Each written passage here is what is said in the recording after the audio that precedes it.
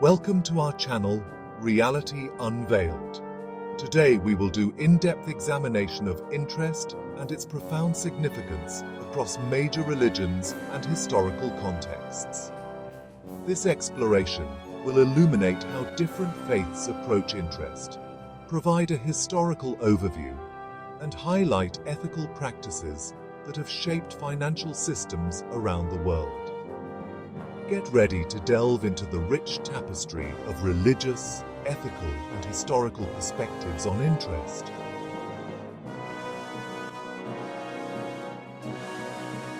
The history of interest. Early records from ancient Mesopotamia reveal the use of interest in commercial transactions. Interest was commonly applied to loans of grain and silver, reflecting the economic practices of early civilizations.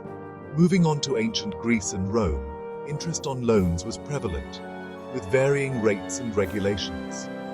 Greek philosophers like Aristotle criticized excessive interest, viewing it as morally dubious. Roman law also addressed interest, often regulating its maximum allowable rate. In medieval Europe, the Catholic Church condemned charging interest on loans, branding it as usury. This was influenced by Jewish and early Christian teachings, which viewed interest as exploitative. On the other hand, in Islamic finance, the prohibition of riba, or interest, was firmly established during the early Islamic period. Islamic scholars developed alternative financial models, such as mudaraba and musharaka, to avoid interest. During the Renaissance, the rise of trade and banking led to more subtle details that make it complex and interesting to develop understanding of interest. Protestant Reformation thinkers began to shift attitudes, allowing for moderate interest rates under specific conditions. The modern era has seen the development of diverse financial systems, including Islamic banking, which strictly adheres to the prohibition of riba. The global financial system now includes various ethical and sustainable finance practices.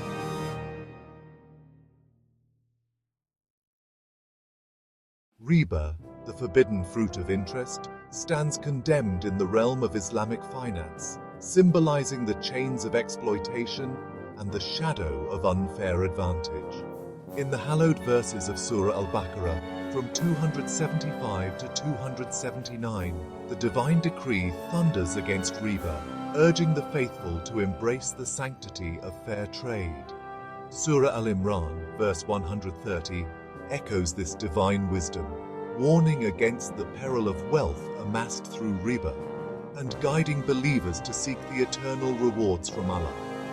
In the noble practice of Islamic finance, models like mudaraba shine as beacons of mutual prosperity, where partners share profits in a spirit of trust and pre-agreed harmony. Musharaka, the revered joint venture model, invites partners to pool their capital, sharing both the triumphs and trials according to their sacred investment.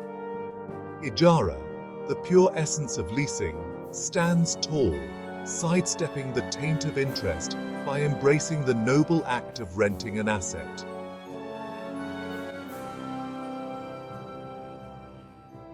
Early Christianity was critical of interest, seeing it as exploitation influenced by Jewish teachings.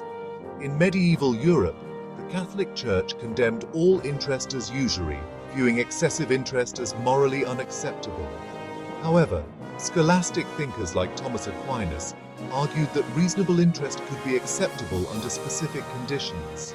In contemporary times, many Christian denominations accept fair and transparent interest, focusing on ethical lending practices that balance financial interests with social justice.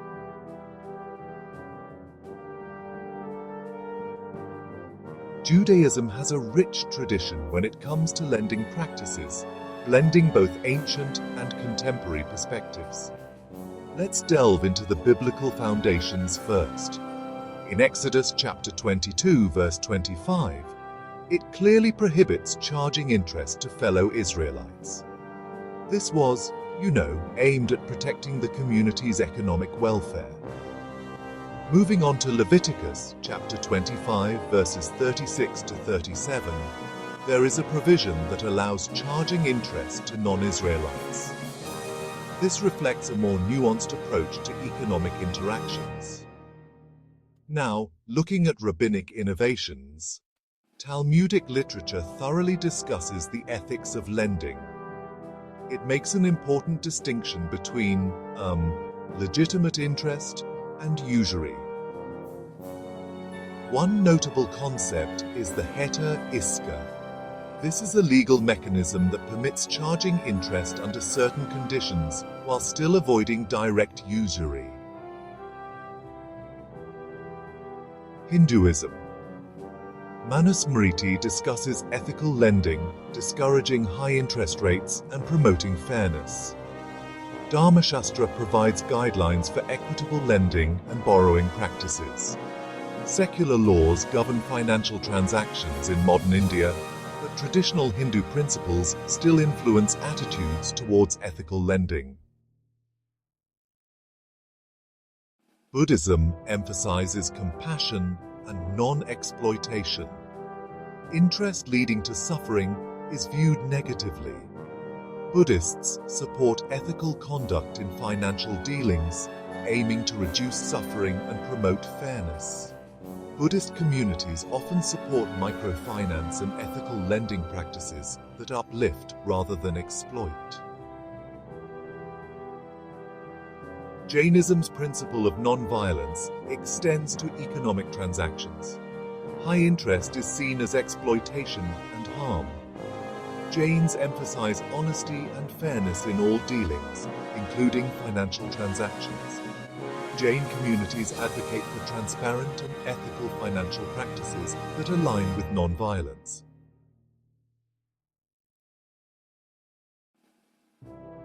Understanding how different religions approach interest, coupled with a historical perspective, reveals a rich tapestry of ethical considerations and socio-economic values.